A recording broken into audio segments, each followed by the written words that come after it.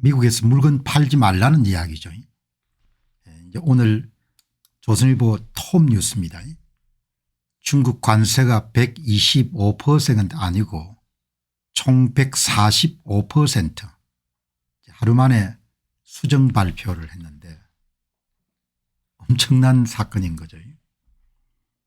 하도 이제 긴급한 뉴스니까 조선일보는 추가적인 그런 내용을 밝히지 않았는데 한국경제신문이 조금 빠르네요. 그러니까 125% 더하기 페타닐 관련된 이 관세 20%를 더해 가지고 145%라는 추가 내용을 한국경제신문이 자세하게 다뤘네요. 트럼프 미국 대통령이 4월 9일에 발표한 대중관세율은 125%가 아니고 145%다.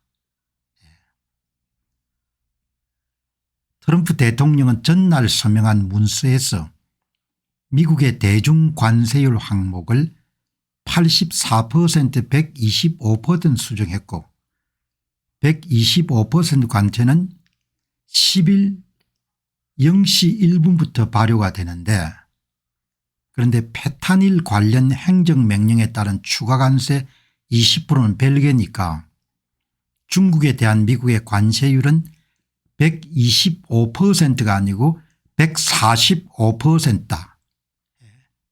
이제 아마 CNBC 방송에서 확인한 바에 따르게 되면 백악관 측에서도 125%가 아니고 145%가 맞다 이렇게 확인해 준 거지. 엄청난 거죠. 그러니까 이제 귀추가 주목이 되는데 어떤 식으로 결말이 날지 뭐 전무후무한 이야기지 않습니까? 어제 너무 많이 올라가지고 오늘은 주가가 또 많이 좀 조정이 되네요.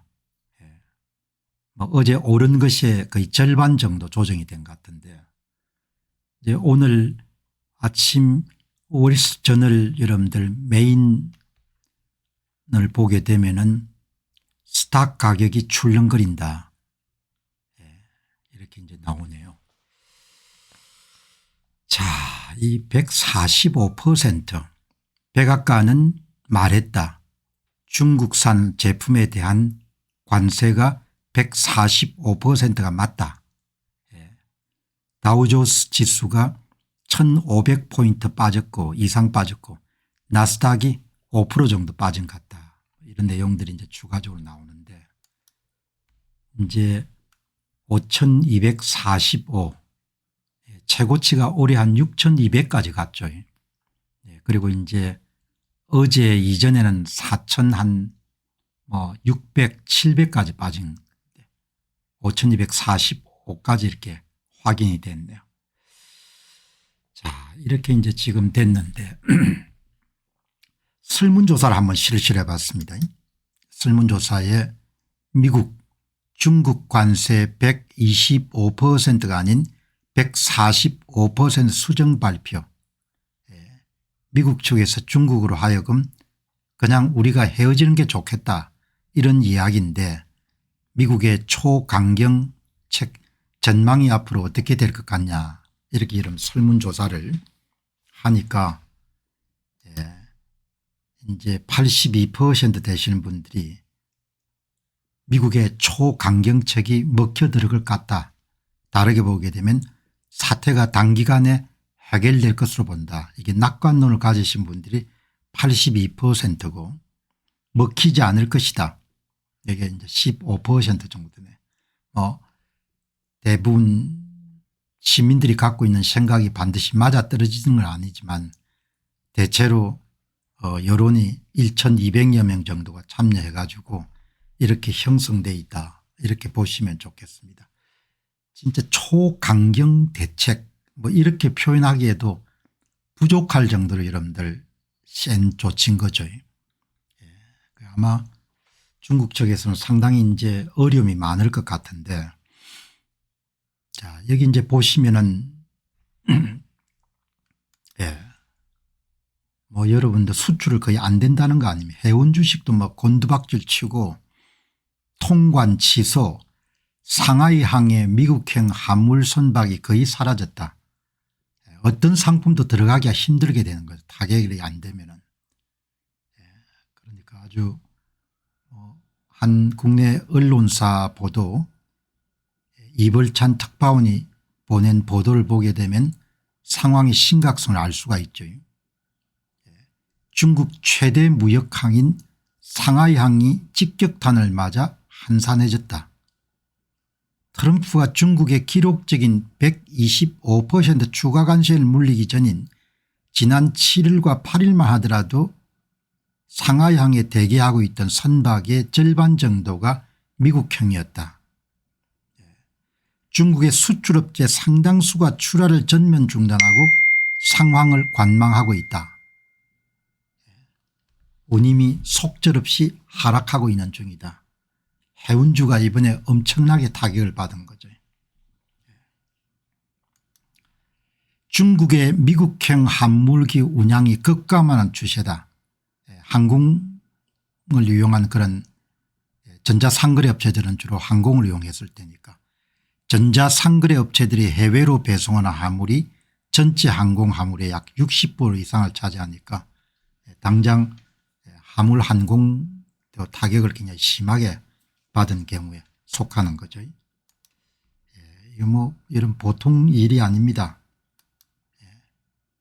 중국의 제조 공장들에는 주문 취소 전화가 쉴 새 없이 쏟아지고 있다.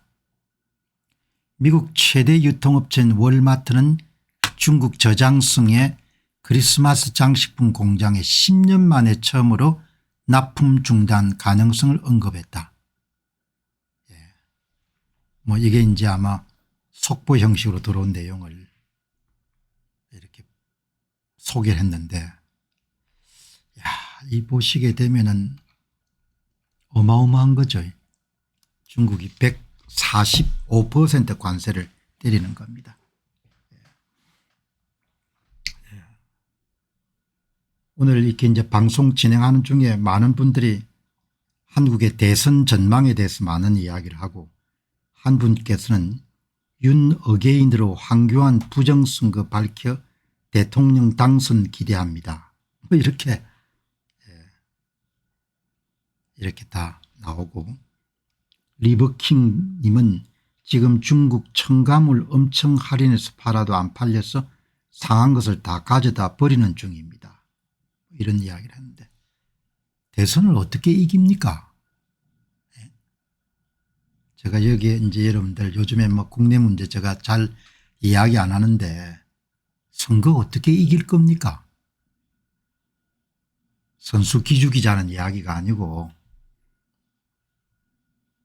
논리적으로 한번 생각을 해 보시기 바랍니다. 선거를 어떻게 이길 겁니까? 제가 결론은 안 되겠습니다. 제가 여러분에게 묻고 싶은 게 어떻게 이길 겁니까? 이기는 방법이 있습니까? 국민이 표를 많이 주면 이깁니까?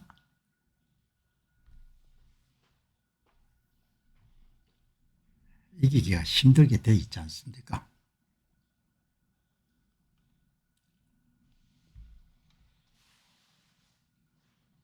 사람은 뭐 보고 싶은 걸 계속 보고 싶고 또 희망을 갖고 있어야 살아갈 수 있으니까 정말 희망을 없애는 그런 이야기를 제가 하고 싶지는 않고 수개표하면 이깁니까? 수개표가 뭡니까? 수없이 내가 설명해 줬지 않습니까? 수개표가 뭐냐고요.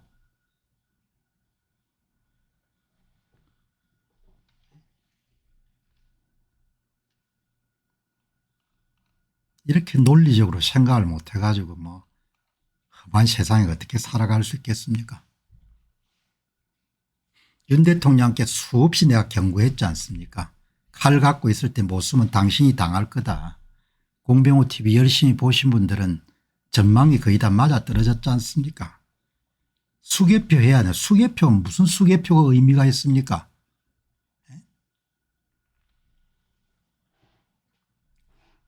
수개표가 여러분들 무슨 의미가 있냐 이야기죠.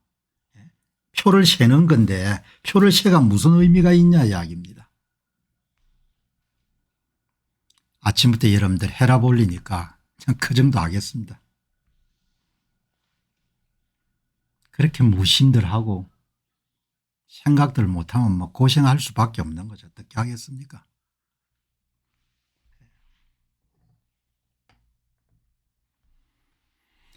자, 여러분, 제가 왜 한국 뉴스 안 다루겠습니까?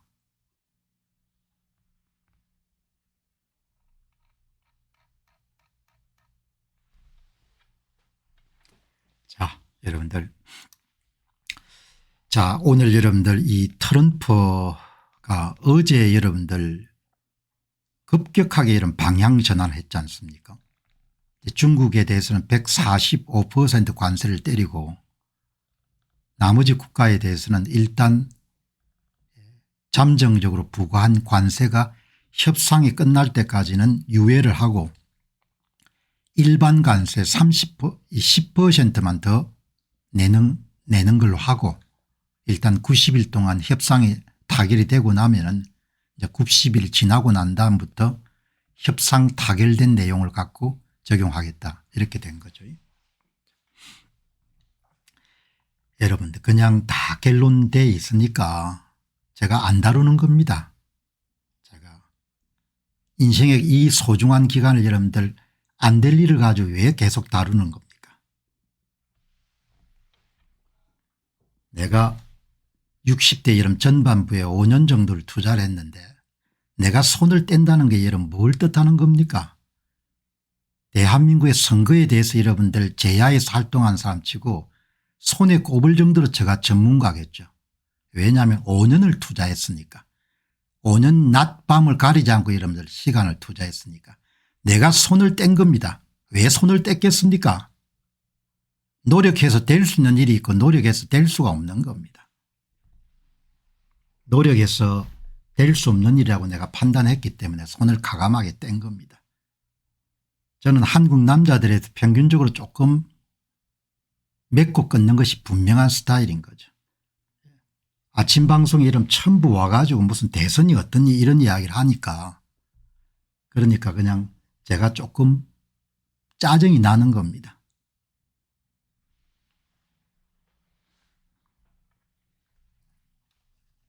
자, 이 여러분 트럼프 문제는 어제 굉장히 중요한 내용이 나왔죠. 이제 오늘도 여러분들 학습하는 겁니다. 세상이 지금 어떻게 돌아가고 있고 관세 전쟁이 앞으로 어떻게 발전하고 있고 이런 상황에 투자를 어떻게 해야 되고 그 생산적인 내용을 한번 다뤄보겠다는 겁니다. 기본적으로. 결론이 이미 다 결정 지은 걸 가지고 뭡니까 또 5년을 어떻게 투자를 합니까? 저는 그렇게 못 삽니다.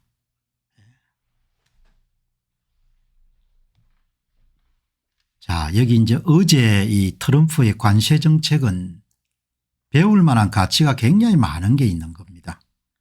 그래서 이제 공병호 TV는 생산적인 정보를 다루도록 그렇게 하겠습니다. 생산적인 정보를. 자, 어제 여러분 보시게 되면은 결국 이번에 트럼프 대통령을 움직인 것은 미국의 국채 가격이 내려갔기 때문입니다. 국채 가격이 내려갔다는 이야기는 누군가가 미국의 국채를 많이 내다 파는 겁니다. 공급 물량이 늘어나고 수요가 줄어들게 된 겁니다. 그래서 수요 공급 법칙에 따라 가지고 미국의 국채 가격이 내려간 겁니다. 국채 가격이 내려가게 되면 반대 방향으로 움직이는 미국의 국채 수익률 이자율이 뛰는 겁니다. 이자율이 뛰게 되면 이미 미국의 연방정부의 예산의 20%를 차지하는 이자 부담이 늘어나게 되는 겁니다. 그거를 이제 심각하게 받아들인 겁니다. 트럼프 대통령이. 사업가는 사업가입니다. 미국이 좋은 대통령을 이제 뽑은 거죠. 사업가니까 고집 부리지 않고 시장 반응 딱 보고 그다음에 속도를 조절하게 된 겁니다. 속도를. 속도를 여러분들 인플레 공포의 중국 매도 물량 이렇게 이제 나오는데 이게 미국의 이제 장기 국채 금리가 급등을 한 겁니다. 장기 국채 금리가 여러분들 국채 가격이 떨어지게 되면은 국채 수익률이 올라가는 겁니다. 국채 수익률이. 국채 수익률이 이제 올라가게 되니까 이게 이제 월스트리트 저널의 이런 보도인 겁니다. 보도. 이 국채 수익률이 올라가는 이런 보도가 오늘 나온 겁니다. 이 보도가 이게 이런 경제적으로 굉장히 중요한 이 보도인데 어제 이제 이 내용을 이렇게 여러분들 제가 말씀드렸지 않습니까? 미국의 여러분들 국채 수익률 이자율이 올라가게 되면은 미국 연방정부가 부담해야 될 이자 부담액이 크게 늘어나게 되는데 이 부분이 심각하다. 이런 내용을 여러분들 어제 비중 있게 다룬 겁니다. 그런데 이거 발표 이 어제 아침 방송할 때는 트럼프 대통령 여러분들 정책 방향이 선회가 안 됐죠. 선회가 안 됐는데 이제 이게 나고 그다음 좀 지나가지고 여러분들 90일 유예 기간을 두고 개별 국가와 협상을 진행한 다음에 타결될 때까지는 10%의 일반 관세를 적용하고 이 보도가 나와 어제 주시장이 뭐 엄청나게 여러분들 폭등한 거지 않습니까? 오늘 그 내용을 한 번 정도 더 살펴보도록 그렇게 하겠습니다. 연방정부 부채가 36조 달러인 거죠. 1년마다 여러분들 미국의 빚이 2조 달러가 늘어나는 겁니다. 2조 달러라는 이야기는 뭐 어떻게 됩니까? 14로 곱하게 되면은 뭐 한 2,800조 정도 늘어나네요. 1년 이자 비용이 9천억 달러 정도 되는 거죠. 그러니까 이자가 올라가게 되면 이게 뭐 9천억 달러 1조 달러 이렇게 늘어날 수가 있는 겁니다. 뭐 예를 들면 간단하게 한번 계산을 해보게 되면은 여기에 평균 이자 비용이 한 2.45가 될 때는 지금 이자를 8,810억 달러를 내는데 이자가 1% 정도 올라가지고 이건 이자가 1% 오른다는 이야기는 국채 가격이 그만큼 떨어진다는 거죠. 이자가 3.45%로 이러면 1% 오르게 되면은 미 연방정부가 부담해야 될 부담액이 1조 2,420억 달러 정도가 여러분들 나오는 거죠. 이렇게 되는 겁니다. 추가 이자 부담이 어마어마하게 커지게 되는 거죠. 그래서 이제 오늘 방송에서 여러분들 가장 제가 집중적으로 다루고 싶은 것은 이 취임하고 난 이후에 도널드 트럼프 대통령이 가장 중요하게 본 지표가 인플레율하고 그다음 미국 국채 이자율 지표였습니다. 이자율. 이제 취임할 때 이자 부담이 1684조 원이니까 미국 예산 가운데 1684조 원을 이자로 내는 겁니다. 그래서 4%대 이자율 떨어뜨리기 위해서 전력을 다했는데 이게 보시죠. 이 좌측에 있는 것이 미국 연방정부 부채 증가춤 누적 부채입니다. 이게 이름 다 공짜가 아니고 이자를 치러야 되는 그런 돈입니다. 그죠? 그 이제 미국 연방정부 누적 부채에 대해서 지불하는 평균 이자율이 2022년 1월 말에 1.56%까지 떨어졌다가 지금은 3.28%가 되는 겁니다. 관세 정책이 발표되고 나서 이게 이름 잠시 5%까지 올라간 겁니다. 그래서 트럼프 대통령이 여러분들 관세 유예 조치를 내린 거거든요. 시장을 이길 수 있는 그런 정치는 없지 않습니까? 그게 굉장히 현명한 거죠. 이게 엄청나게 중요한 여러분들 자료입니다. 이게. 그러니까 뭐 이자율이 3.28% 평균 조달 이자율이 3.28%면은 이자 부담액이 1조 1808억 달러 정도 되는데 이자가 여러분 1% 정도 올라가게 되면은 1조 8천억 달러까지 여러분들 이자가 부담이 늘어나는 겁니다. 그러니까 취임하고 난 이후에 어느 인터뷰에서 트럼프 대통령이 나는 주가는 안 보고 미국 국채 이자율 지표를 굉장히 관심 있게 본다, 그런 이야기를 굉장히 강조했지 않습니까? 그러니까 이번에 관세 정책도 이런 고민이 있는 겁니다. 미국의 연방정부 부채 규모가 이렇게 가파르게 증가하고 이자 부담이 굉장히 커지니까 관세를 거두어 가지고 일부 수입을 확보하고 그런 정책을 이제 구사하게 된 거죠. 자, 이렇게 여러분들 지금 돌아가는 거죠. 그래서 며칠 전에 한 기자분이 참 정리를 잘했네요. 이 트럼프 대통령이 시장과 전혀 관련이 없고 나는 심지어 주식을 보지 않는다. 그러나 내가 관심을 갖고 있는 것은 미국 국채 트레저리 본드라고 하지 않습니까? 미국의 국채의 금리고, 그리고 이제 기억나네요. 트럼프 대통령은 의회 연설에서 3월 4일이죠. 오늘 금리가 아주 큰 폭으로 하락했습니다. 크고 아름다운 하락입니다. 이때 금리는 시장 금리가 아니고 미국 이 국채의 채권 금리인 거죠. 저도 기억합니다. 그날 미 의사당을 방문해가 여러분들 3월 4일 날 연설할 때 4%대로 내려왔다. 미국채 10년물 금리를 쿡 집어서 이야기한 적이 있다. 가장 대표적인 기간이 다양한데 미국 국채 가운데 가장 사람들이 많이 인용하는 것이 10년물 금리고 그다음에 30년물 금리인 거죠. 그리고 이제 이번에 재무부 장관을 맡은 스콧 벤서트 재무장관도 우리는 10년 만기 미국채 금리에 집중하고 있고 이것을 낮추기 위해서 무척 고민하고 있습니다.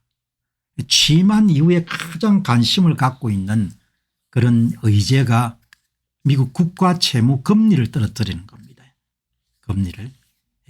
그런데 그 금리가 3%대에서 트럼프 대통령의 관세 정책 발표 후에 4%대 말 5%까지 이런 치솟은 겁니다. 그러니까 화들짝 놀란 거죠. 금리가 이제 그렇게 급등하게 되면은 미 연방정부가 부담해야 될 부담액이 엄청나게 커지는 겁니다. 그리고 금리가 올라간다는 것은 미 국채에 대한 수요가 급감하는 걸 뜻하기 때문에 그만큼 안전자산으로 간주되는 미 국채가 인기가 없어진다는 거니까 국제금융시장의 파장이 굉장히 큰 거죠. 이게 여러분 어제 그 정책을 선회한 그 시장을 이길 수 있는 정치인이 없는 겁니다. 그래서 저는 굉장히 이렇게 높게 평가하는 겁니다.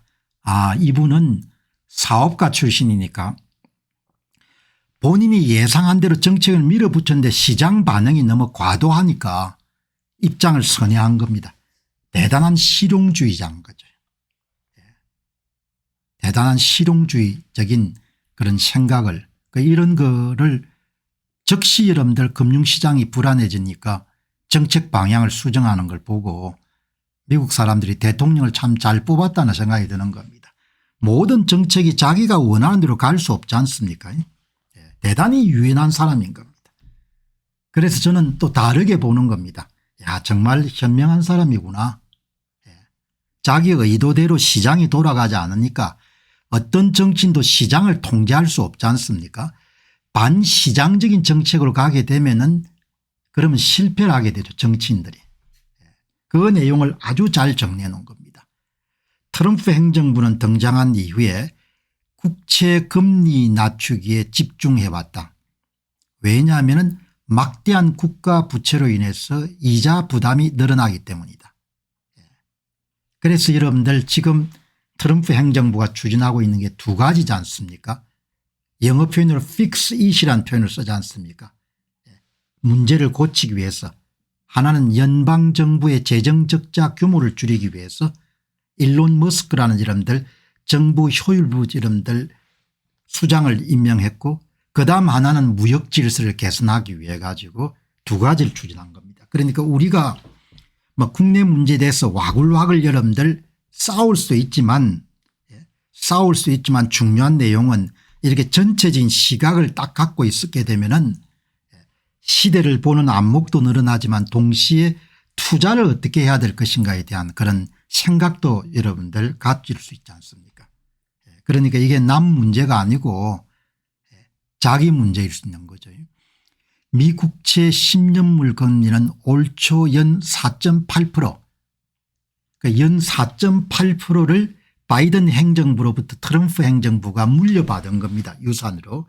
그걸 3%대까지 낮췄다가 관세 정책을 발표하고 난 다음에 5%로 뛴 겁니다. 그게 엄청나게 여러분 놀란 겁니다. 그죠? 그러니까 주식시장이 되게 여러분 불안하게 되면 안전자산에 해당하는 미국 국채에 대한 수요가 늘어나게 되는 거죠. 미국채 수요가 늘자 이와 연동된 미국의 주택담보대출금리도 연 7% 밑으로 떨어졌다. 미국인들은 대개 여러분들 집을 산 다음에 30년 40년 이렇게 갚아 나가지 않습니까? 그게 고정금리죠. 이 모든 금리가 어디에 연동되는 거야? 미국채 10년물 금리하고 바로 연동이 되는 거죠. 트럼프 대통령이 등장한 다음에 경제를 살릴 것이다 이런 확신이 들었기 때문에, 그리고 시장 불안을 피하기 위해서 안전자산, 이제 불황이 올 것 같다 이렇게 하니까 안전자산 수요가 많아 가지고 금리가 많이 떨어졌는데 이제 그게 여러분들 갑자기 깨져 버린 겁니다. 아이고 이렇게 해서 안 되겠다 이렇게 해가지고 이제 그걸 고친 거죠. 자, 여러분 이렇게 이제 어제 정책 방향의 가장 큰 여러분 중요한 터닝 포인트가 예상과 달리 미국의 국채 가격이 떨어지면서 금리가 여러분들 엄청나게 뛴 겁니다. 그래서 즉시 트럼프 대통령이 일단 호흡 고르기로 나간 겁니다. 자, 여기 보시기 바랍니다. 이 미국채 금리가 폭등한 것이 트럼프 대통령이 시장 반응, 시장에 대해서 민감하게 반응한 거죠. 이게 연 3.28% 넘어서 5%대까지 올랐으니까. 그지? 5%대까지. 오늘 조선일보가 이런 기사 제목을 잘 뽑았네요. 정시 폭락에도 끄떡없던 트럼프 대통령이 국채 가격 폭락, 국채 금리 폭등에 물러선 겁니다. 시장에 굴복한 거죠. 뭐 굴복했다는 표현을 쓰기보다도 시장에 합리적으로 대응을 한 겁니다. 이분이 이제 벤센트 여러분들 재무장관, 이 양반이 이제 상무장관, 이렇게 여러분들 나간 거죠. 자, 여기 이제 내용들이 쭉 나오는데 제가 좀 중요하다고 판단해 가지고 미국 국채 채권 시장의 예상치 못한 반응, 그러니까 미 국채의 가격이 폭락하고 국채 금리가 폭등하니까 트럼프 대통령이 즉시 자신의 정책을 재검토한 겁니다. 대단히 현명한 사람인 거죠. 시장과 맞서 싸울 생각을 하지 않고 유연하게 호흡 고르기로 나간 겁니다. 여기 보시게 되면은 미 국채 금리의 갑작스러운 급등이 트럼프 대통령의 입장을 선회하게 만들었다. 트럼프 대통령은 이날 백악관 행사에서 기자들과 만나서 관세 유예 결정을 내리기 이전에 채권 시장을 주시하고 있었다고 말했다. 채권 시장은 매우 까다롭고 어젯밤에 사람들이 약간 불안해하는 모습을 봤다. 여러분 어떤 정치인들도 시장과 맞서 이길 수가 없거든요. 그러니까 자기가 정책을 추진하면서도 시장 반응을 계속 이렇게 와치하고 있었던 겁니다. 엄청나게 여러분들 중요한 판단을 한 거죠. 다음 보시기 바랍니다. 미 국채 금리가 연 3.8%, 취임하고 나서 여러분들 거둔 아주 좋은 성적표인 3.8% 4.8%를 물려받아가 여러분 3.8%까지 낮췄는데 그게 갑자기 관세 정책이 여러분들 지속될 것으로 예상되면서 4.5%까지 급등을 한 겁니다. 장중 한때는 5%까지 친 겁니다. 그걸 굉장히 심각하게 받아들인 거죠. 이런 시장 반응에 대해서 트럼프 대통령이 불안해했다는 거죠. 뭐 불안했는지는 모르겠지만 굉장히 초조해했겠죠.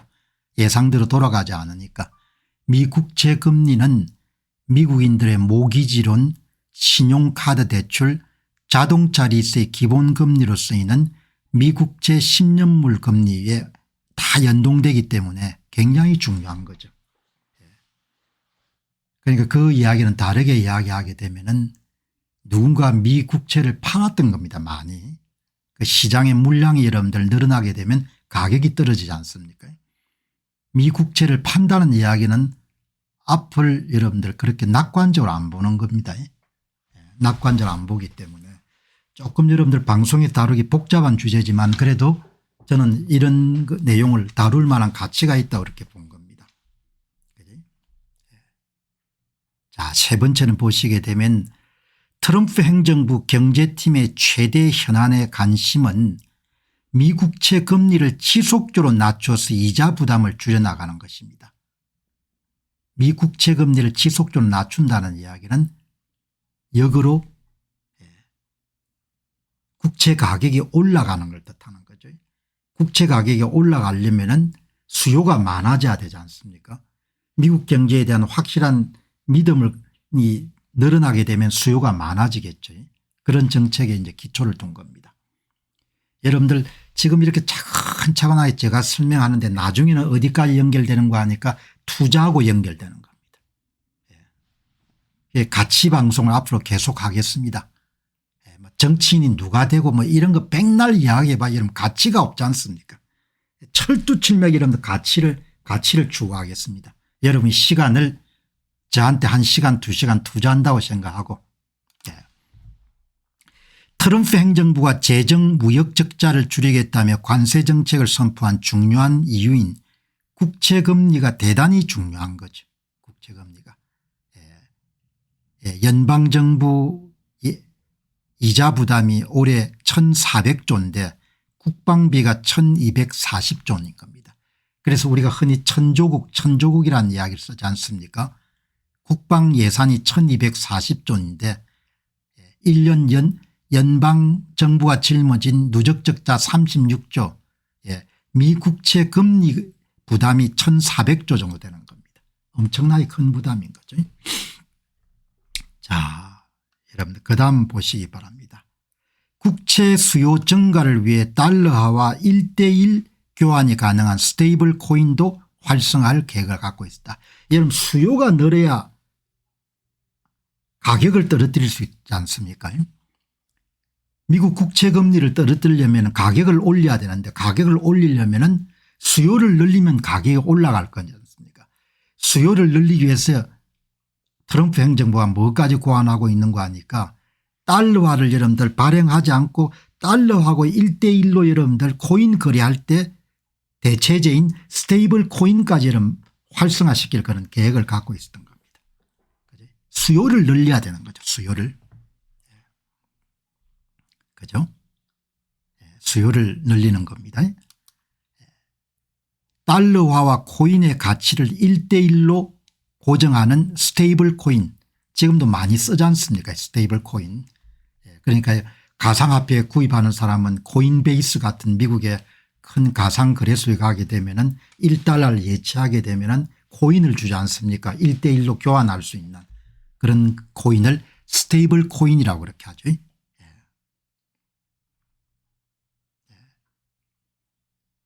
자, 여러분들 이제는 제가 철두철미하게 학습해 가지고 부자 되는 쪽에 초점을 맞춘 방송을 하겠습니다. 여기 보시면은 이제 그 다음에 또 제도를 바꿔 가지고 대형 은행들이 미국의 국채를 보유할 수 있는 그런 이제 채널도 개발하고 은행들이 국채를 보유할 때 추가적인 자본을 쌓아야 되는 의무를 느슨하게 풀어주는 그런 제도에 모두가 국제 수요를 증가시키기 위한 겁니다. 이번에 관세 정책도 미국의 국제 수요처를 더 개발한 겁니다. 뭐 예를 들면은 미국의 무역 수지 흑자를 많이 넘기는 동맹국들이 좀 더 적극적으로 국채를 매입할 수 있도록 그렇게 여러분들 기획을 했지 않습니까? 예. 그런데 관세 전쟁이 발생한 이후에 트럼프 정부가 기대했던 쪽과 반대되는 쪽으로 국채금리가 뛰기 시작한 겁니다. 금리를 더 낮췄어야 되는데 금리가 더 올라가는 겁니다. 이때 미련한 정치인들 같으면 끝까지 고 이렇게 하겠지만 트럼프 대통령은 현명한 겁니다. 아이고 안 되겠구나. 정책 추진에 완급을 좀 줄여야겠구나. 그렇게 해서 어제 여러분들 방향선회를 해가지고 주가가 폭등한 겁니다. 지난 7일 연 3.8%였던 미국채 10년물 금리가 단 이틀 만에 4.5%까지 급등해버린 겁니다. 그만큼 미국채 가격이 폭락했다는 것을 뜻하는 거죠. 자, 그래서 국채 투자자들이 국채 수요가 줄어들어서 국채 가격이 폭락할 것으로 예상하고 시장에 미 국채를 던지자 국채 가격이 하락이 이어졌고 국채 가격이 하락되니까 국채 금리가 3.8%에서 이틀 만에 4.5%로 올라간 겁니다. 국채 수요가 줄어들 거라고 본 겁니다. 투자자들이. 그러니까 빨리 팔자고 나온 거죠.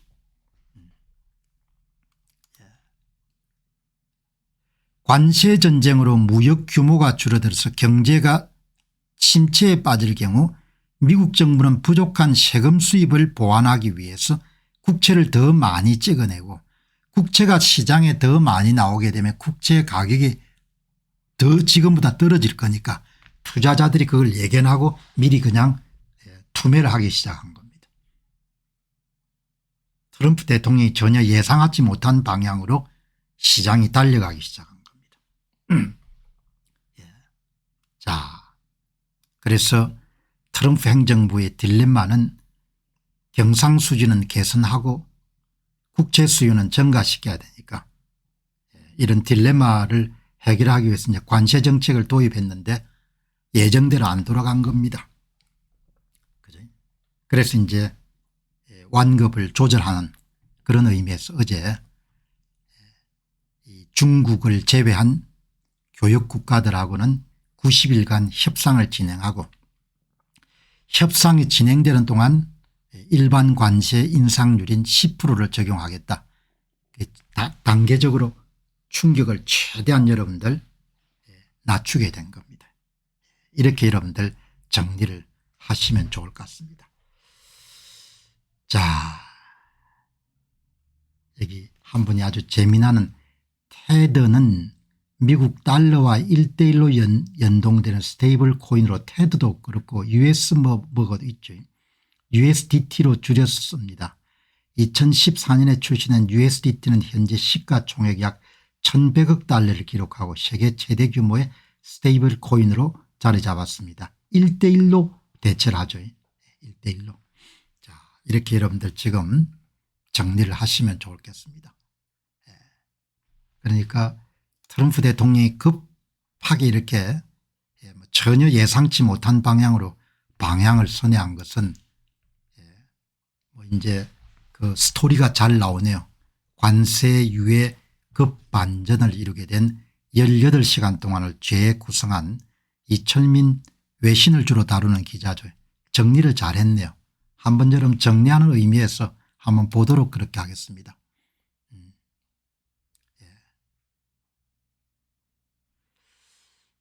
마지막에 여러분들 결단을 내린 것 같아요. 장구하다가 트럼프 대통령은 최종 유예 결정에 대해서 기자들에게 이렇게 설명했습니다. 오늘 아침 일찍 정리된 것 같습니다. 장고하다가 어제 아침에 결정을 내린 겁니다. 변호사 도움 없이 마음에서 우러나온 대로 썼습니다.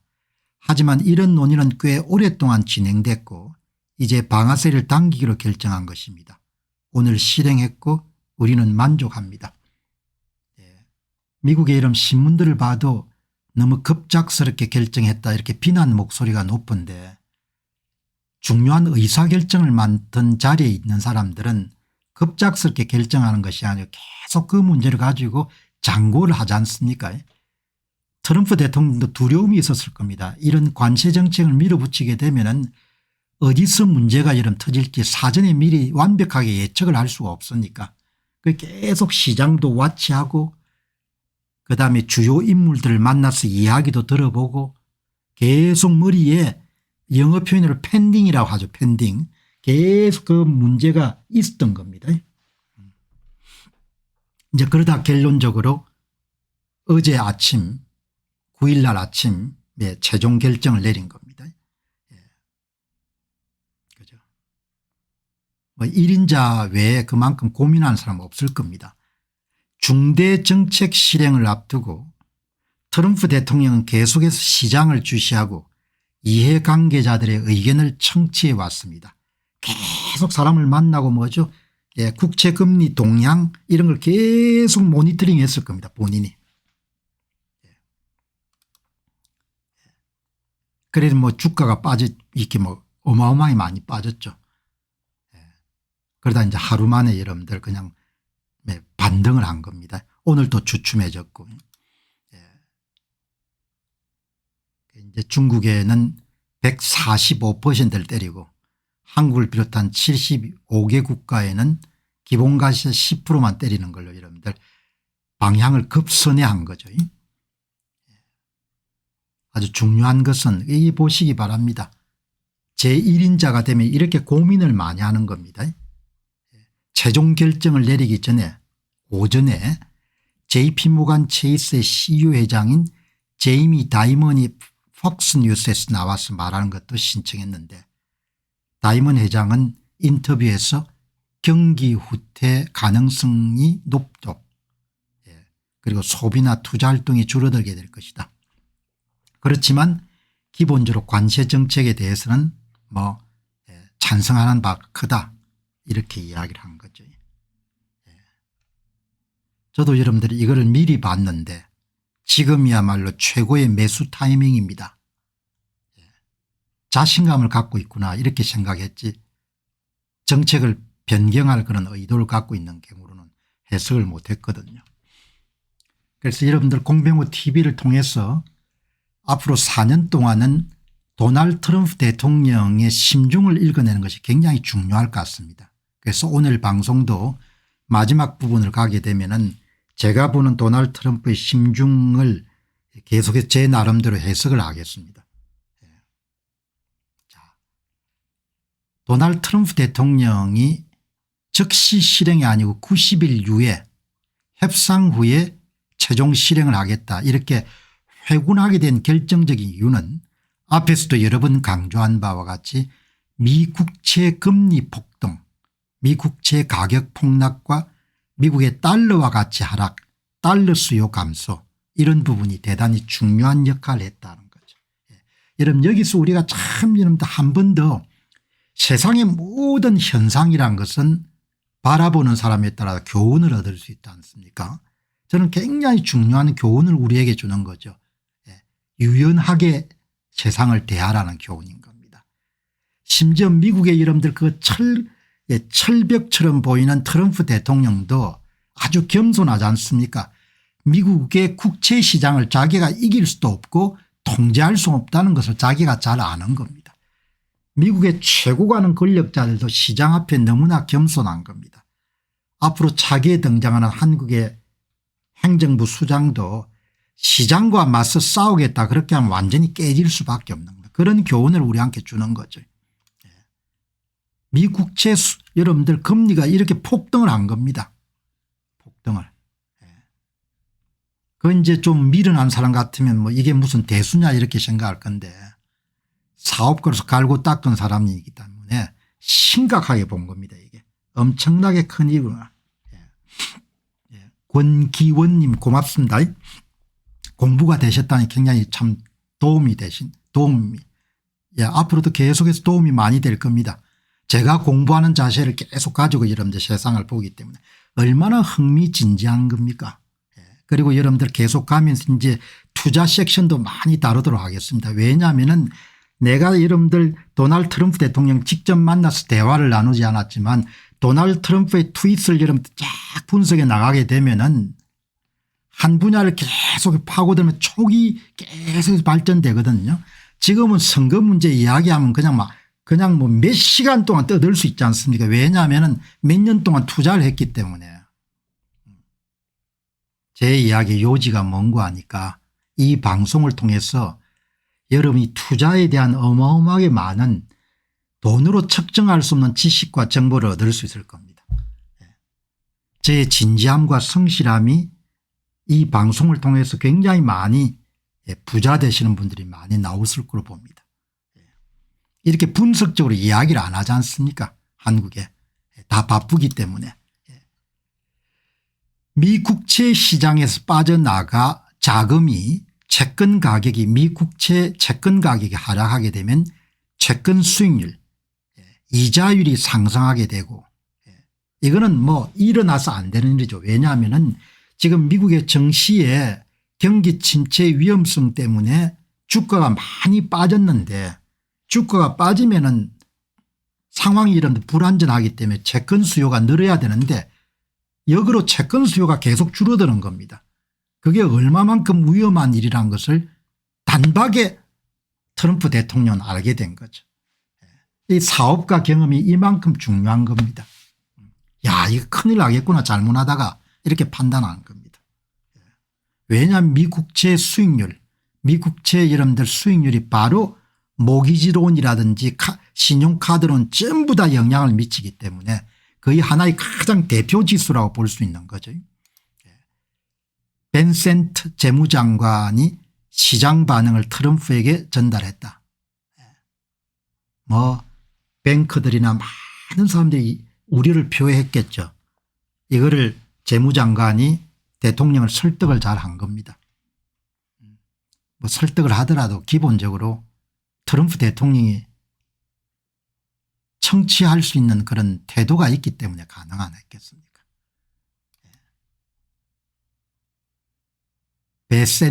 베센터 재무장관이네.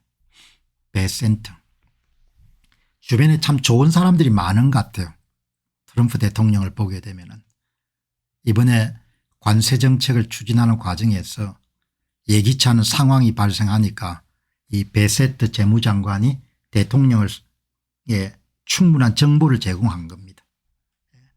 항상 이런 대통령 주변에는 강성 인물과 연성 인물이 있지 않습니까?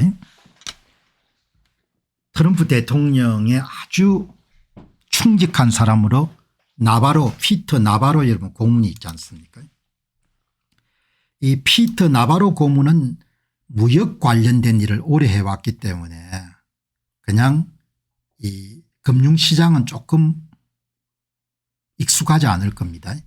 여기 소개하는 재무장관인 베세트는 원래 월가 출신이잖아요. 그러니까 참 부러운 겁니다.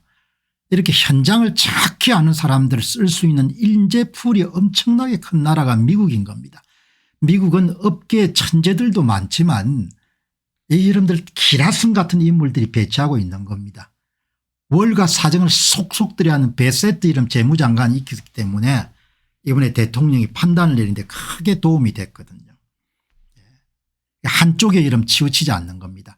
이렇게 지도자는 항상 결정적인 순간에 강성과 연성 가운데 어느 것을 선택해야 될 것이냐 결정해야 되는데 여기서도 대단히 저는 인상적입니다. 일론 머스크의 주장 그다음에 여러분들 이 피터 나바로의 강경론자의 주장 이런 걸 다 조합해서 최종적으로 본인이 선택하고 그것에 대한 책임을 지는 사람이 대통령이지 않습니까? 여러분들 이 참 마지막 문장은 너무 대단한 겁니다.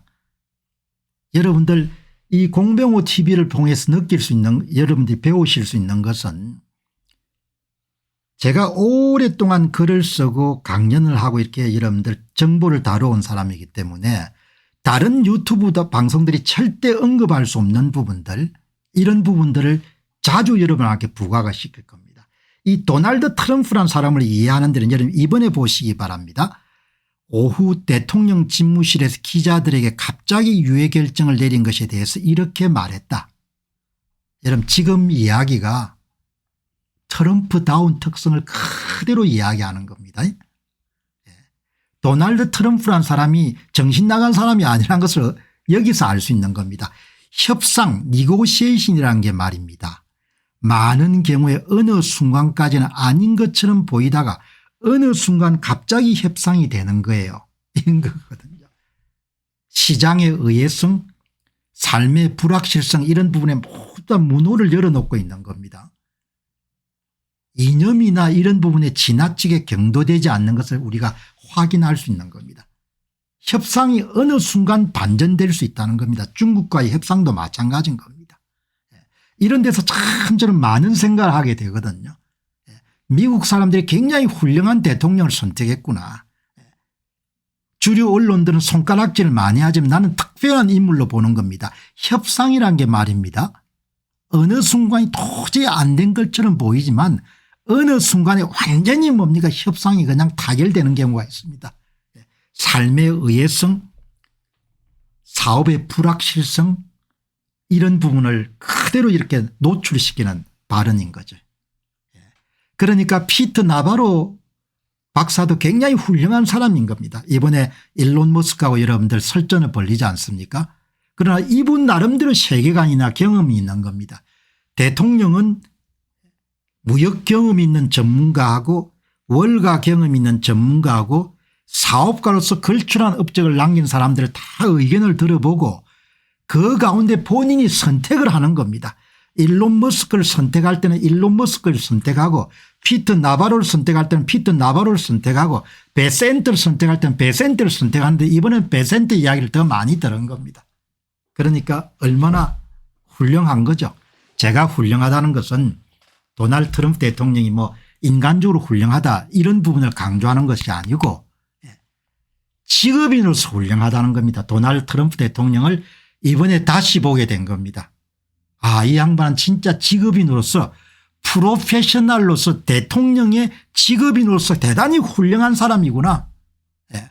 아, 이 사람은 4년 동안 맡아도 정말 나라를 부강하게 만들 사람이구나. 그거를 이번 기회에 이런 이야기를 누가 안 할 겁니다.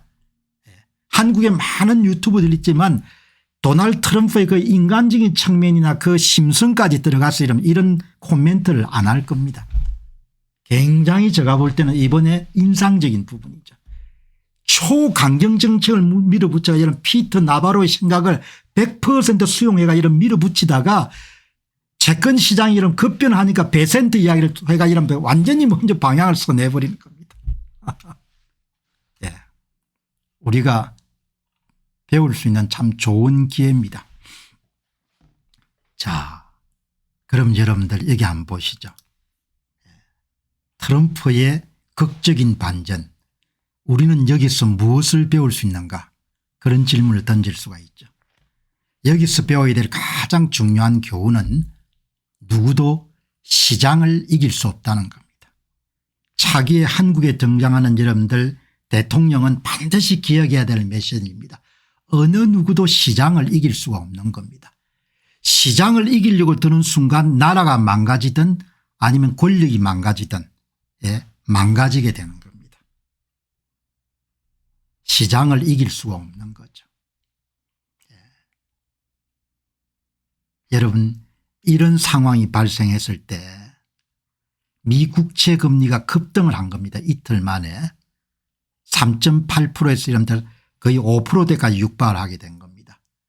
이게 엄청나게 중요한 지표인 거죠. 이걸 정확하게 파악을 한 겁니다. 정권 시장에 정권이 여러분들 이렇게 떨어져도 끄떡 안 했다는 것 그건 투자자들의 문제니까. 그런데 미국 채금리가 여러분들 이렇게 변동을 보였을 때 도널드 트럼프가 여러분들 회군을 결정하고 난 이후에 사람들이 불안해하는 것 같아서 제가 조금 완급을 조절하게 됐습니다. 이렇게 이야기하지 않습니까? 그죠?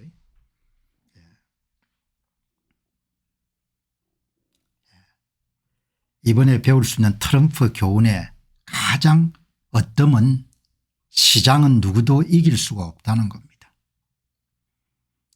그래서 투자자로 성공하는 길도 마찬가지고 정치인으로 성공하는 것도 시장을 누구도 이길 수 없다. 여기서 이제 지적인 겸손함이라는 게 나오지 않습니까? 오만함이 아니고 겸손하게 대하는 거죠. 제가 질문을 던집니다. 내가 볼 때는 이번에 트럼프 대통령의 극적인 회군을 보고 저는 세 가지를 생각하게 됐습니다. 첫째는 시장을 이길 수 있는 정치는 없다.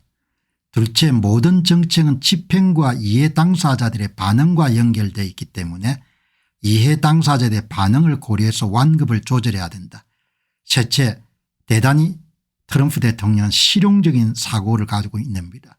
원칙을 세우고 밀어붙였지만 시장 반응을 보고 완급을 조절하기로 결정했다. 그래서 닥터 AI한테 물어본 겁니다. 당신 생각이 어떠냐 이야기죠. 내가 이번 사태를 통해 가지고 본 거는 이런저런 교훈인데 당신 생각이 어떠냐 이렇게 물어본 겁니다. 물어보니까 제 이야기에 대해 닥터 AI가 여러분 이렇게 이야기합니다. 시장은 누구도 이길 수가 없다. 대통령이 하더라도 시장 전체의 신뢰와 자금 흐름을 억지로 바꿀 수는 없다. 시장은 정치인에게 피드백을 주는 존재다. 이렇게 분명하게 이야기하지 않습니까? 이런 아주 간단한 원칙만 여러분들 정치하는 사람들이 숙지를 하더라도 승리할 수가 있겠죠. 이런 간단한 원칙을 숙지하는 투자자가 있으면은 투자에서 이런 어려움을 경험하지 않겠죠. 시장에 어마어마한 힘을 갖고 있는 거죠. 그 시장을 항상 우리가 관심 있게 지켜보고 반시장적인 정책이나 이런 것을 쓰면 안 된다는 겁니다. 물 흐르듯이 흘러가게끔. 시장 다음 여러분 보시기 바랍니다. 두 번째입니다. 정책은 이해 당사자와의 상호작용으로 구성된다. 이건 정책은 말이 아니고 반응과의 대화다. 그러니까 뭘 A란 정책을 물이 붙여다가 A란 정책을 수정 보완한 것은 하등 부끄러워할 일이 아니라는 겁니다. 왜냐하면 정책은 말이 아니고 반응과의 대화이기 때문에 시장의 반응, 기업의 반발, 동맹국가들의 반발, 여론들의 이런 반발이 있으면 적당하게 완급이나 이런 부분을 조절할 수 있는 겁니다. 닥터 AI가 이러면 얼마나 흥미로운가 하니까 이런 건 굉장히 명언이지 않습니까? 정책은 말이 아니고 반응과의 대화다. 아마 영어 표현을 번역한 것 같습니다. 정책은 word라는 것이 아니고 communication of response라는 그런 표현을 번역한 것 같아요. 정책은 말이 아니고 반응과의 대화다. 시장에서 이해 당사자들 어떻게 반응한가 그걸 보고 여러분들 수정할 수 있는 거죠. 보완할 수 있는 거죠. 그다음에 이런 보시게 되면은 트럼프는 전형적인 실용주의자다. 시장에서 반발이 커지거나 자칫 잘못하면 정치적 타격이 커질 경우를 대비해 가지고 빠르게 조율하는 거죠. 딜메이커인 거죠. 그죠? 그러니까 이런 질문에 대해서 이제 세 가지 내용을 제시했더만은 세 가지에 대해서 닥터 AI가 이렇게 답을 주는 겁니다. 그다음 추가적으로 투자자가 이번 사태를 통해서 배울 수 있는 5가지 좋은 교훈은 이번에 이제 뭐 투매했던 사람들은 손해를 많이 봤겠죠. 트럼프로부터 시장이 배운 5가지 메시지 또 다르게 보면 투자자들이 배운 5가지 메시지죠. 정치는 시장을 바꾸려고 하지만 시장은 결국 정치에도 영향을 미친다. 무리한 수를 동원하게 되면 크게 피해를 보는 거죠. 자, 다음 두 번째는 불확실성은 정책 그 자체보다도 대단히 무섭다. 그래서 어제 정치가 굉장히 폭등하게 된 것은 불확실성을 상당히 제거해 줬지 않습니까? 트럼프 대통령이 완고한 사람이 아니고 대단히 유연하게 90일간의 유예 조치를 통해 가지고 합리적인 그런 대안을 마련할 그런 의지가 있다. 그걸로서 여러분들 어제 정치 여러분들 불확실성이 해소가 되면서 어마어마하게 여러분들 주가가 올랐지 않습니까? 예. 그다음에 정책과 시장의 상호작용은 실시간대하다. 시장을 설득하지 못하면 당신의 정책은 힘을 잃을 것이다. 본인은 중간에 미들맨들인 그런 중개상을 통하지 않고 직접 SNS로 소통할 수 있는 힘을 갖고 있기 때문에 아무튼 시장과의 반응을 그다음 정치적 이벤트는 이번에 이제 투매했던 사람들은 여기 좀 충직하지 않았던 거죠. 펀다멘탈은 바뀐 게 아무것도 없는데 기업의 기초 체력이나 실력이란 것은 바뀐 게 아무것도 없지 않습니까? 그런데 그냥 투매를 해가지고 손해를 많이 본 거죠. 이벤트하고 펀다멘탈을 구분을 못한 거죠. 그다음에 이제 뭐 정치 리스크도 크지만 정책 리스크도 어마어마하게 큰 거죠. 국가 리스크란 것이. 이런 부분들을 아무튼 이번에 투자자에 대한 경고는 과도한 과신과 실망은 참 금물이다. 오늘 제법 이렇게 시장에서 주가가 조정이 됐지 않습니까? 자, 그렇게 여러분들 정리를 하시면 좋을 것 같습니다. 여러분들 여기서 이제 한번 보시죠. 오늘 여러분들 월스트리트저널 뉴스에서 가장 정중앙에 있는 뉴스가 이겁니다. 정책이 실시가 된 이후에 왜 도널드 트럼프 대통령은 얼마 지나지 않아 가지고 관세에 대해서 입장을 선회했을까? 우리가 이야기하는 이런 블링크라는 것은 눈을 깜빡거리다 이런 뜻인데 여기 보시게 되면은 블링크라는 것은 흔히 정치 외교 협상 등에 사용되는 속어 표현으로 강하게 나가다가 겁을 먹고 물러서다 치킨 게임에서 먼저 피하다 이런 내용이 여기에 올라 있는 겁니다. 왜 트럼프 대통령은 세게 밀어붙이다가 왜 이런 갑자기 입장을 선회하게 됐을까 이런 내용이 나오는 겁니다. 자, 그래서 여러분들 이 기사가 상당히 좀 그동안 일어난 상황을 총정리한 내용을 담고 있기 때문에 원문을 한번 살펴보도록 하겠습니다. 전문을. 첫 번째는 트럼프는 극단적인 행동을 취한 다음에 시장 반응을 면밀히 추적하면서 결국은 관세 정책의 완급을 조정하는 방향을 선회한 결정을 전격적으로 내렸습니다. 이게 첫 번째 메시지인 겁니다. 여기에 트럼프 대통령이 마침내 눈을 깜빡였습니다. 트럼프 대통령이 전면 관세 계획의 주요 요소인 90일간의 휴지기를 가지기로 결정하는데 일주일 정도가 걸린 것 같습니다. 관세가 발효된 지 몇 시간 만에 초강경 관세 정책에서 시간을 두고 협상을 거쳐 가지고 관세 정책을 실행에 옮기는 그런 연성 관세 정책으로 방향을 선회한 거죠. 월스트리트 기사 가운데 여러분들 트럼프 대통령의 특성을 반영한 그런 내용을 여기 나옵니다.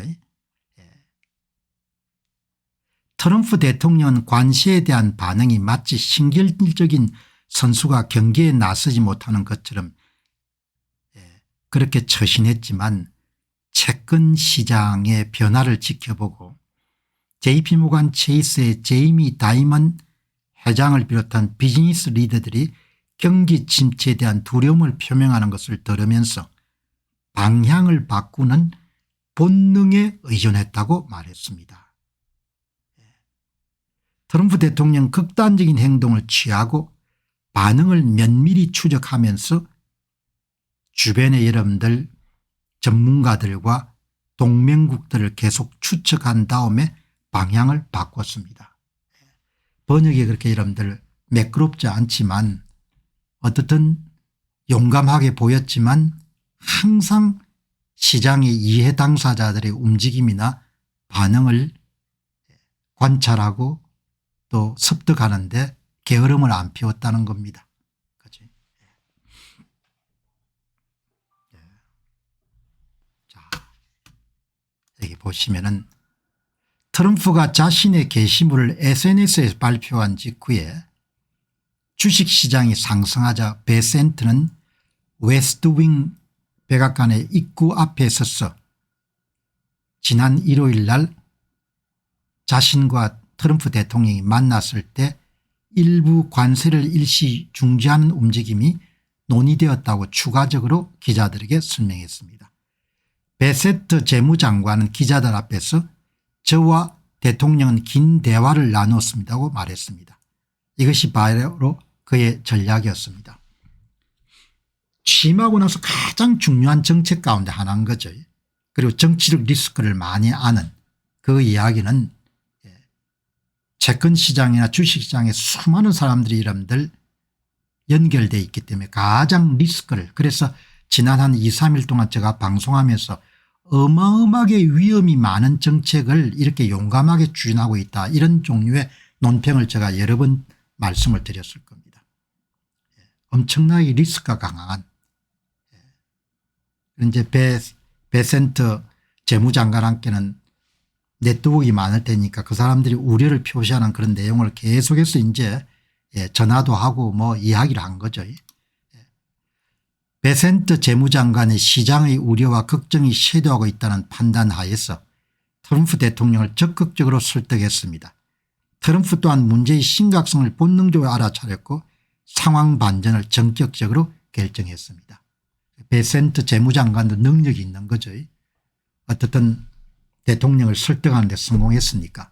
그런데 더 중요한 것은 대통령 자신이 주변 사람들의 이야기를 경청할 수 있는 그런 자세나 태도가 돼 있었던 겁니다.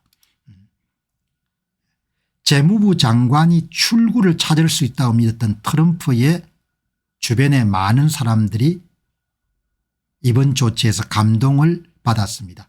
베센트가 제대로 역할을 했다는 거죠.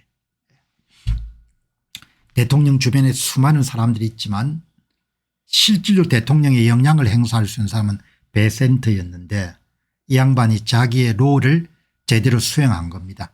그러니까 이 사람에게 여러분들 출구를 기대했던 사람들이 많이 환호를 하게 된 거죠. 일요일 에어포스 1을 타고 함께 와싱턴으로 돌아왔을 때 베센트 재무장관은 트럼프에게 협상에 집중할 것을 권장했습니다. 여러분 대개 거래를 행할 때 시간에 쫓기는 사람이 실패를 하지 않습니까? 시간에 쫓기는 사람이. 거래에서 이러면 아주 중요한 원칙이 시간에 쫓기는 사람이 무조건 패배하는 거죠. 이번 조치는 아주 잘한 겁니다. 90일 시간을 갖게 됐으니까 90일 동안 개별 국가들과 협상을 통해 가지고 본인들이 얻을 수 있는 것을 더 많이 얻을 수 있고 시장은 불확실성을 제거했고 안도감을 갖도록 만들었기 때문에 너무나 잘한 조치인 거죠. 그치? 다음은 행정부 관리들의 영향력 부족에 좌절한 비즈니스 리더들은 비서실장과 베센트 등 고위직에 이대로 가면 경제를 뒤흔들 것이란 경고 메시지를 계속해서 보냈습니다. 대통령을 움직여야 되는데 웬만한 여러분들 백악관의 고위 관료들이 대통령과 함께 입도 뗄 수 없는 상황인 겁니다. 그때 이런 가장 유력한 인물이 비서실장하고 그다음에 이제 베센트 재무장관 같은 키맨들인데 그 키맨들이 여러분들 역할을 제대로 한 겁니다. 대통령을 잘 보호를 한 거죠. 이렇게 여러분들 보시면 좋겠습니다. 이제 비서실장 측근에 따르면 지난 며칠 동안 경영진과 로비스트들이 수지 와일스 백악관 비서실장의 전화기에 넘쳐났습니다. 그러나 뭐 그런 이야기들이 있었지만 미국의 국제시장이 여러분들 급격하게 반등하기 시작할 때까지는 트럼프 대통령은 단기간의 고통을 미국 국민들이 감수해야 무역구조 조정에 성공할 수 있다, 이런 입장을 계속 피력한 거죠. 많은 사람들이 좌절한 거죠. 워낙 대통령 입장은 완고하고 대통령에 의해 영향력을 행사할 수 있는 관리들은 역부족이고, 그런데 이제 비서실장하고 이런 재무장관이 이번에 일을 참 잘한 겁니다. 이 사람들은 이제 이번에 굉장히 점수가 올라간 거죠.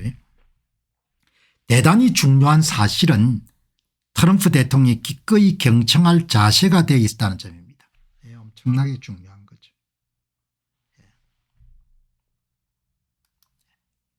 트럼프도 경청 모드에 있었습니다. 들으려고 해 듣죠. 지난 며칠 동안 그런 친구들과 좋은 자들에게 시장에 대해 질문해 왔고 그들을 면밀히 주시하고 있음을 시사했습니다. 수요일 백악관에서 그는 금융가이자 투자자인 미국의 최대 증권회사인 찰스 스왑과 점심을 먹고 미시간 민주당 주지사 글렌첸 휘트만을 만났습니다. 미시간주가 자동차 업체들이 포진되어 있으니까 가장 영향을 많이 받는 주죠. 찰스 스왑이 이야기해 줬겠죠. 찰스 스왑이. 트럼프는 채권 시장 급락에 대한 나쁜 소식을 입수했다고요. 트럼프는 수요일 채권 시장에 대해 어젯밤 사람들이 약간 불안해하는 것을 제가 볼 수가 있겠습니다. 케이블 뉴스의 열렬한 소비자인 트럼프는 수요일 아침 팍스뉴스에서 다이먼과 마리아 바르티로모의 인터뷰를 시청했고 거기서 무역을 개선하게 한 방법으로 일부 관세에 대한 생각을 옹호하지만 경기 침체에 대한 우려가 있다. JP 모간 회장 이야기를 경청했죠. 그런 대통령에게 누가 JP 모간 다이먼 회장이 대통령에게 인터뷰를 통해서 이야기를 한 겁니다.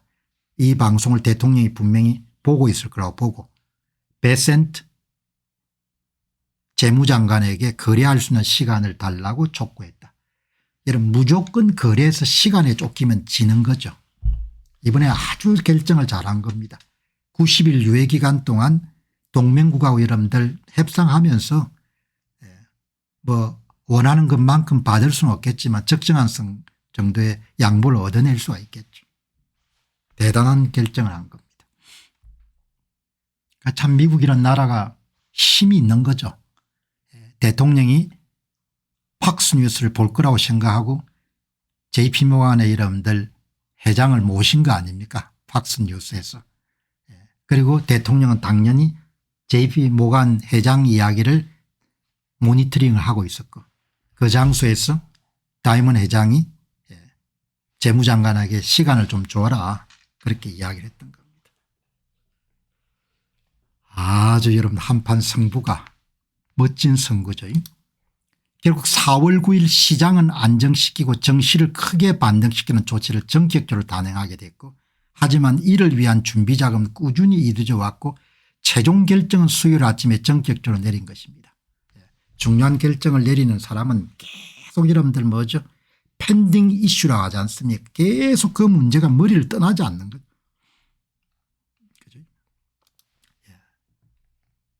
트럼프와 그의 내부 인사들이 팍스뉴스를 자주 보고 있으며 그의 메시지가 전달될 가능성이 높다는 것을 알고 있었다고 한 관계자는 말했습니다. JP 모건 회장을 모신 팍스뉴스도 의도가 있었고 그렇게 이야기한 JP 모건 회장도 의도가 있었고 지난 며칠 동안 관세를 일시 중지하는 것이 생각해 왔다고 말하면서 아마도 오늘 아침 일찍 상당히 이른 아침에 제가 그런 결정을 내렸습니다.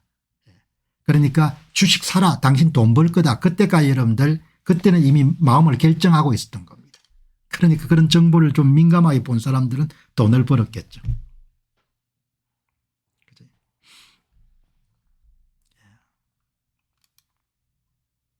수년 동안 트럼프를 지켜봐온 사람들은 상황의 반전에 전혀 놀라지 않습니다. 마지막 결정만 여러분들 미룬 거죠. 아주 멋진 스토리입니다. 오늘 제가 여러분에 소개해드렸던 트럼프는 왜 막판에 여러분들 실행에 옮기고 난 다음에 수시간이 지난 막판에 그냥 방향을 선했을까, 블링크 했을까. 이 기사는 너무나 여러분들 상황을 그 백악관의 권력 구조를 이해하는 데 도움이 되기 때문에 오늘 여러분들에게 한번 전문을 간단하게 요약 정리해 가지고 말씀을 드렸습니다. 자, 이렇게 보시게 되면 이렇게 이제 간단하게 이렇게 요약하니까 여러분들 훨씬 더 좀 쉽게 이해가 되죠. 이거 다 이제 개선을 해 가지고 여러분들이 이제 가독성을 좀 높일 수 있는 방법을 찾다 보니까 이렇게 정리를 했습니다. 자, 여러분 그 다음에 현재 한국은 대미 흑자를 많이 남기는 나라입니다. 그래서 이제 우리가 교양인으로서 현재 미국을 조금 더 이해하는 것이 굉장히 도움이 되고 또 실질적으로 이제 우리가 투자를 할 때도 굉장히 도움이 되죠. 미국이 갖고 있는 그 구조적인 문제를 오늘 월스트리트저널의 여러분들 우측 상단에 트럼프의 무역에 관한 그런 산수는 미국이 우위를 갖고 있는 서비스 섹터에 대한 주요 수출이라는 문제를 좀 간과하고 있다, 이런 내용이 나와 있는 겁니다. 그래서 저도 이제 공부하는 겸 해가지고 여러분 이렇게 간단하게 한번 정리를 해봤습니다. 미국이 1년에 무역을 통해서 발생하는 적자가 1조 달러 정도 됩니다. 그리고 상품 분야에서 1조 2천억 정도 적자가 발생하고 서비스 섹터에서는 한 3천억 정도 흑자를 남기는 겁니다. 뭐 비자 카드, 마스터 카드, 뭐 마이크로소프트 이런 것은 다 흑자를 남기는 거죠. 그러니까 상품 수지하고 서비스 수지가 이렇게 다른 겁니다. 재정 적자 규모는 한 1조 8천억 정도 매년 적자가 발생하는 겁니다.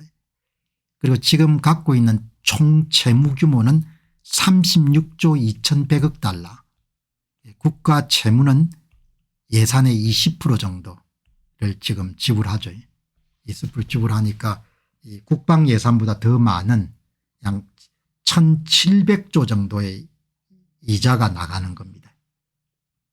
국방 예산이 한 1300조 정도 되고 1700조 정도 예산이 지금 나가게 되는 거지. 이게 지금 미국의 현주소입니다. 그러니까 USAID라든지 이런 것을 폐쇄하는 그런 부분에서 굉장히 반대되는 시각을 가지신 분도 계시지만 미국의 살림살이가 그렇게 좋은 상황이 아닌 거죠. 그러니까 뭐 다른 나라에 그렇게 이런 돈을 도와주거나 이거는 2차 세계대전 끝났을 때 미국 그 경제력이 아주 막강할 때는 가능한 이야기지만 뭐 VOA 같은 거 다 여러분들 없앴지 않습니까? 한국 예산 2배 정도를 이제 이자로 지불하는 거죠. 이자. 그러니까 트럼프 대통령이 취임하고 난 이후에 가장 관심이 이자 지불 액수를 줄이는 것인가. 이자 지불 액수를 줄이려고 하면은 금리를 낮춰야 되니까 미 국채 수익률을 낮추는데 총력을 기울였던 겁니다. 이게 여러분들 간단하게 지금 미국 상황을 정리한 겁니다. 매년 이 정도 적자가 발생하는 거죠. 재정 적자 2조, 무역 수입 적자 1조, 3조 정도의 적자가 발생하는 겁니다. 그 적자를 메우기 위해서 미 국채를 계속 발행하는 거죠. 그러니까 참 이게 문제인 거죠. 이게 문제인 겁니다. 그래서 며칠 전에 월스트리트저널에 이런 기사를 가지고 제가 여러분에게 이게 소개해 드렸지 않습니까? 미국의 무역 수지 불균형, 이 그래프 보시기 바랍니다. 이 상단은 수출이고 하단은 수입입니다. 수입이고 이게 상단은 서비스 섹터는 돈을 남깁니다. 이 서비스 수출, 서비스 수출은 서비스 수입보다 더 남는 겁니다. 무역 수지 흑자를 남기고 하단은 상품은 수입이 더 많은 겁니다. 그래서 서비스 수지는 플러스를 기록하지만 그다음에 상품 수지 상품 수입 빼기 수출은 항상 수입이 큰 겁니다. 그래서 이 상품 수지가 항상 마이너스고 두 가지 상품 수지 더하기 서비스 수지를 하게 되면 무역 수지. 무역 수지는 1년에 1조 정도의 적자를 보고 있는 겁니다. 시간이 가면 적자 규모가 계속 확대가 되는 겁니다. 이게 미국이 갖고 있는 지금 고민인 겁니다. 이게 천조국이 갖고 있는 여러분들 고민이 이게 여러분들 고민이 상품 수지에서 1조 정도 적자가 발생하는 겁니다. 이렇게. 그래서 세계 모든 나라가 이런 흑자를 남기는 겁니다. 미국 시장에서 중국은 2954억 불 정도의 여러분들 1년에 돈을 남기는 겁니다. 유럽은 2356억 불, 멕시코가 1718억 불, 그다음에 이제 중국이 여기 베트남이 1235억 불, 한국도 여러분들 돈을 많이 남기죠. 이렇게 여러분들 남기는 겁니다. 자, 그럼 이제 오늘 제가 여러분들 말씀드리려고 하는 것은 오늘 이 나온 뉴스는 어떤 건가 하니까 서비스 섹터만 여러분들 한번 살펴보는 굉장히 귀한 자료가 나왔네요.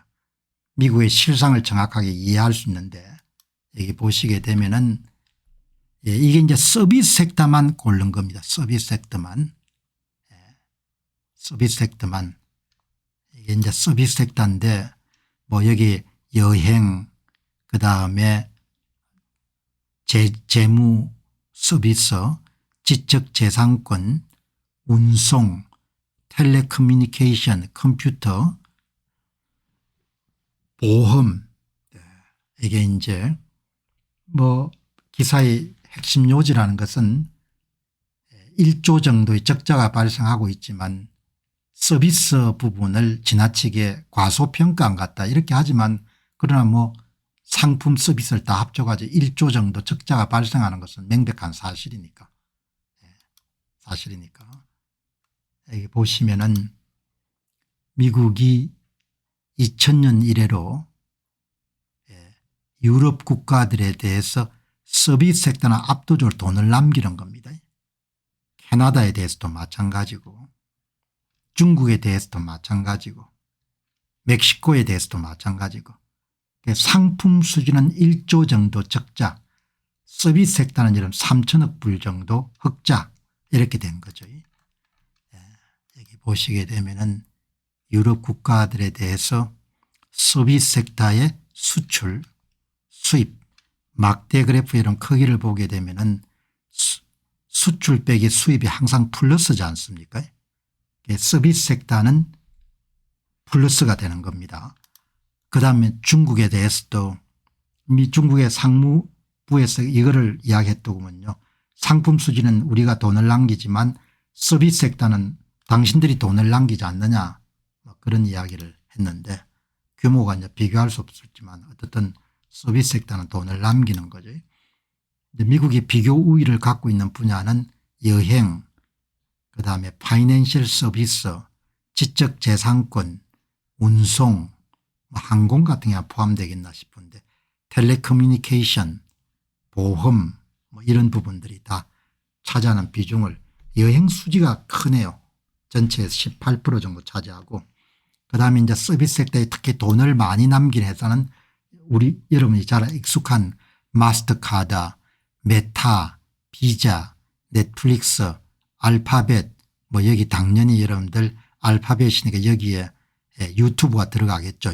마이크로소프트, 오라클, JP모간 체이스, 버크셔 해스웨이 이런 회사들인 거죠. 뭐 이 트럼프 대통령을 조금 지적하기 위해서 쓴 기사지만 뭐 그럼에도 불구하고 앞에서 말씀드린 바와 같이 상품 수지가 1조 3천억 정도 적자고 서비스 수지는 3천억 정도 흑자니까 두 개 합쳐가지고 1조 정도 적자가 발생하니까 트럼프 대통령이 무역구조를 개편하지 않고서는 상황을 탈출할 수 없다. 이렇게 여러분들 판단해 가지고 아마 이번 조치를 실시한 것 같습니다. 중요한 내용은 뭐 그렇게 인상적인 거 없는데 그냥 트럼프 대통령이 상품 수지만 관심을 가지고 서비스 섹터를 의외로 그냥 간과했기 때문에 좀 잘못하는 것 같다. 예. 그렇게 뭐 글을 썼지만 잘못한 건 없는 거죠.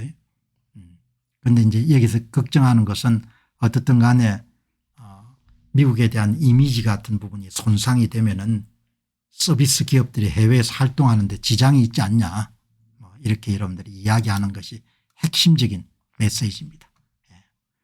자, 그렇게 여러분들 한번 정리정돈을 하고, 중요한 내용은 미국이 엄청난 빚을 질 수밖에 없는 구조가 되어 있다는 겁니다.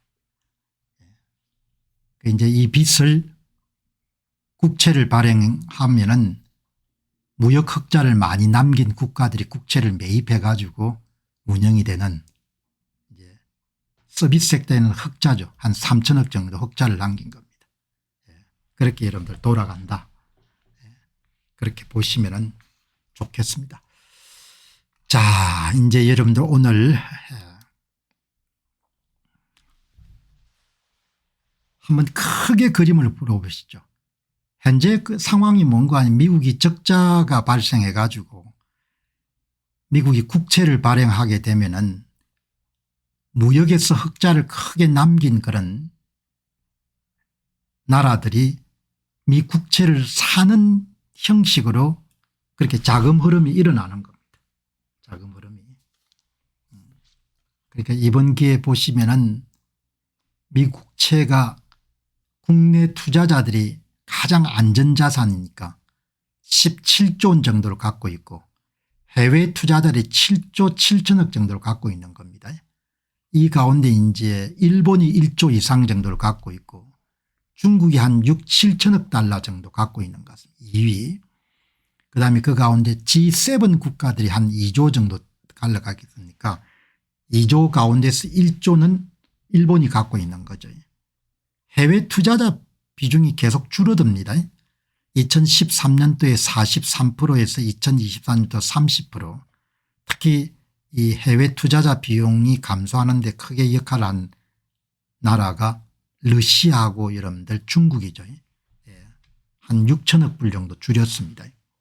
현재 미국의 국가 채무 누적액은 36조 원, 1년 국가 채무 이자 부담이 예산 20%, 한 1600조 정도 되는 것 같습니다.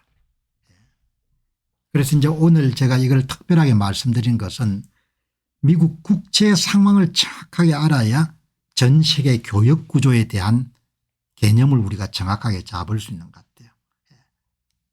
미국이 적자를 보고 국채를 찍어서 발행하고 그 국채의 상당 부분을 흑자 국가들이 사는 그런 형식으로 여러분들 나라가 돌아가는 거죠. 자, 여기 보시면은 그럼 이제 외국인들이 미국 국채를 얼마나 사냐? 꽤 많이 삽니다. 매월. 네, 오늘도 이제 방송 시작하기 전에 기사 보니까 바로 몇 시간 전에 미국채 10년 만기물에 그 경매가 있었더구먼요. 경매가 끝났을 때 금리가 상당 부분 안정화되기 시작했다. 금리가 떨어졌다는 이야기죠. 그런 기사가 나왔는데 외국인 투자자들이 미국 국채를 월 1000억 불 정도 삽니다. 1조 한 4천억 정도를 사는 거죠. 매년. 연 1조 2천억 불 이상 정도를 외국인들이 사주는 겁니다. 굉장히 크죠. 미국의 재정적자 2조, 무역수의적자 1조, 그냥 전체를 퉁치게 되면 3조 정도 적자가 발생합니다. 그 적자 가운데 1조 2천억 정도를 한 30% 정도를 외국인들이 사는 겁니다. 외국인들이 1조 한 30% 정도를 사주는 거죠. 그러니까 이제 참 이 꼼꼼하게 다 연결이 되어 있는데 이 보시면은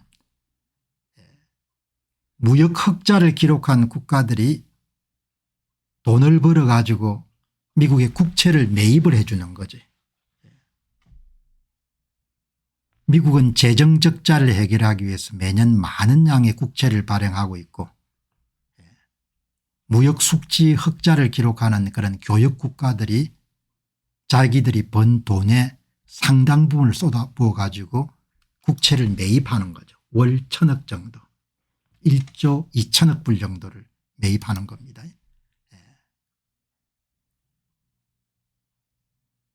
무역수지 흑자를 기록하는 국가들은 미국의 수출보다 많은 수입을 하면서 달러를 축적하고 이것을 미국 국채 매입으로 돌리는 그런 구조로 여러분들 자금 흐름이 돌아가는 거죠. 예를 들어서 중국, 일본, 독일 등은 미국의 주요 국채 보유국으로서 이들 국가는 자국의 무역수지 흑자 덕분에 달러를 확보하고 이 달러를 이용해 가지고 미국 국채를 재투자하는 그런 구조로 지금 세계가 촘촘하게 연결되어 있는 거죠. 그런데 이제 만일 미국이 무역수지 적자를 줄이거나 이렇게 되면은 외국인들에게 돌아가는 그런 무역수지 흑자가 줄어들게 되니까 당연히 국채에 대한 미국 국채에 대한 수요가 감소할 수밖에 없죠. 미국 국채에 대한 수요가 감소하게 되면은 이자율이 올라갈 수밖에 없는 거죠. 국채 가격이 떨어지게 되니까. 그죠? 네, 그래서 트럼프 행정부의 정책의 많은 부분이 미국 국채 수요를 만들어내기 위해서 미국의 대형 은행들이 국채를 보유하는 데 부담을 덜어주는 조치도 생각하고 그다음에 여러분들 스테이블 코인을 만들어 가지고 달러화를 발행하지 않더라도 미국 국채를 여러분들 수요할 수 있는 그런 수단도 만들고 그다음에 이번에 여러분들 그런 관세 정책을 위반한 스테판 리만 박사 같은 경우에는 100년 만기 미국채를 발행해 가지고 미국의 안보 우산을 통해서 덕을 보고 있는 동맹국들이 일정 부분을 매입해 주는 그런 것도 이런 구상을 하지 않습니까? 이렇게 보시면 좋을 것 같습니다. 닥터 AI가 아주 상세하게 설명해 주네요.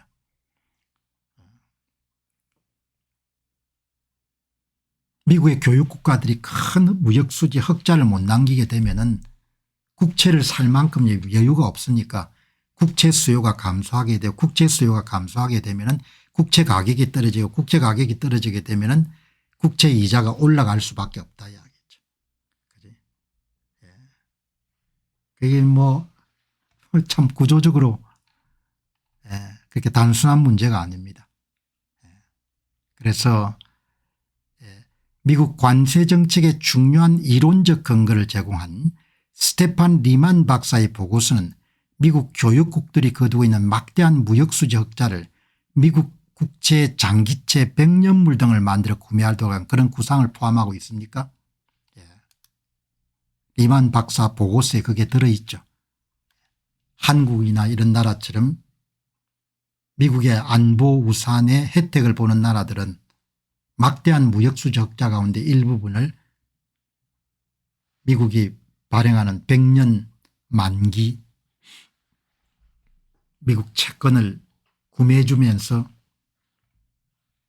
적정한 여러분들 미국채 수요를 만들어낼 수 있지 않겠느냐 그런 내용을 여러분들 다루고 있는 겁니다.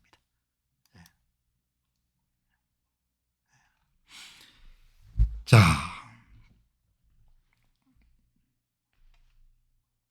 여러분이 한번 보시기 바랍니다. 이제 오늘 이 내용은 좀 더 집중해서 한번 보시기 바랍니다. 투자 고수가 여러분